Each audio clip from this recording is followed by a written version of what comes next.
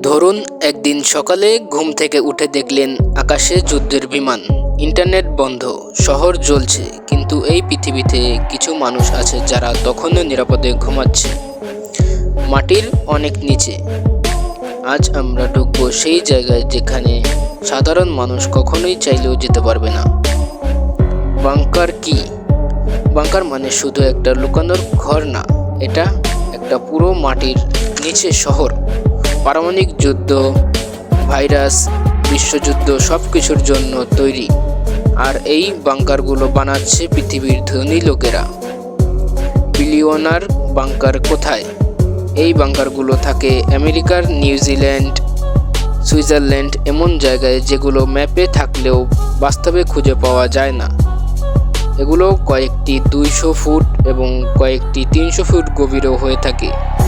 আর কিছু একটা আছে যেটা পুরো পাহাড়ের নিচে থাকে। এগুলো দরজা খুলতে লাগে বায়োমেট্রিক, চোখের স্ক্যান, এমনকি ডিএনএ। নাম্বার 4, ভিতরে কি আছে? এখন শুনলে অবাক হবেন। এই বাংকারগুলোর ভেতরে এমন কিছু আছে যা আমরা কল্পনাও করতে পারি, যেমন swimming pool, cinema hall, gym, school, হাসপাতাল, কৃত্রিম সূর্যের আলো এবং নিজের খাবার উৎপাদনের সিস্টেম। এখানে মানুষ 5 বছর, আবার কিছু ক্ষেত্রে 10 বছরও বাইরের দুনিয়া ছাড়াই বাঁচতে পারে।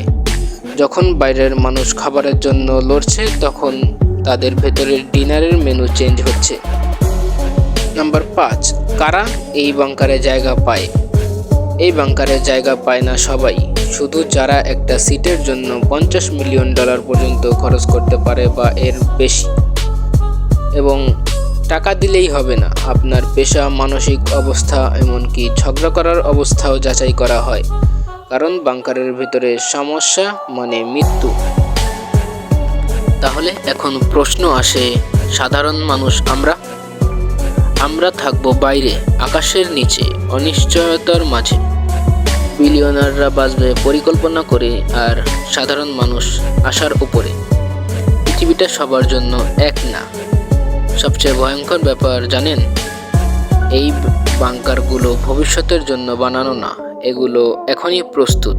মানে যারা বানাচ্ছে তারা বিশ্বাস করে কিছু একটা আসছে। যুদ্ধ হলে প্রশ্ন হবে না কে ভালো মানুষ আর কে খারাপ, তখন প্রশ্ন হবে কে প্রস্তুত।